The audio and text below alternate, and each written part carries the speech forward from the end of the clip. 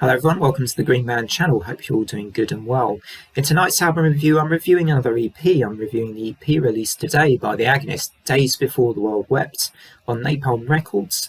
The EP is 5 tracks and it's 23 minutes in length.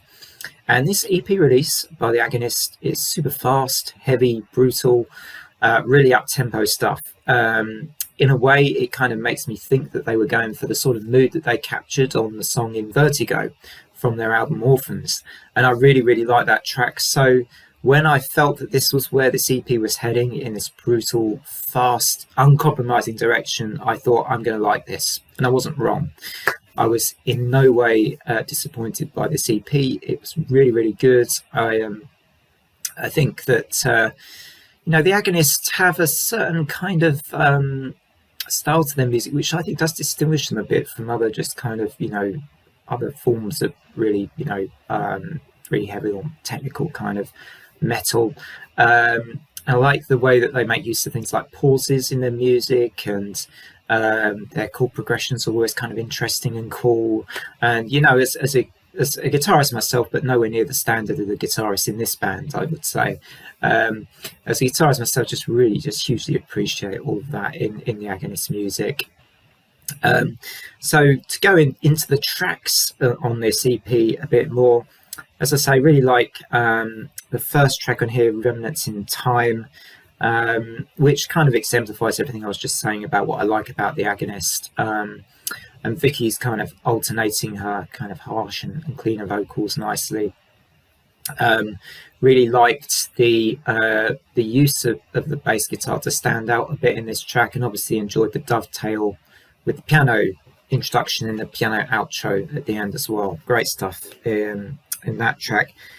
Quite enjoyed the third track as well on this EP, which was slightly thrashier, kind of slightly subtly different to the other tracks. Maybe was Resurrection.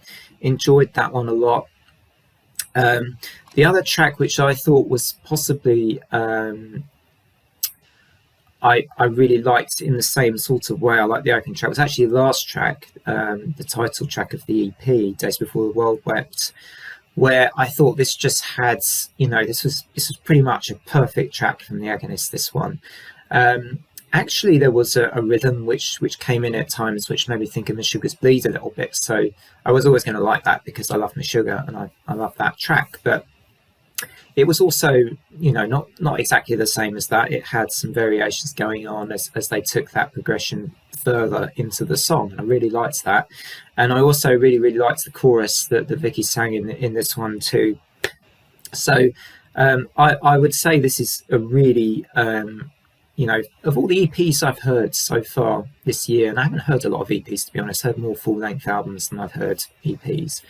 But I would say this is one of the best, if not the best EP I've heard in 2021. And, it comes out something with the Agonist. And as I say, the shredding that goes on from Danny Marino and Pascal Jobin just works really well.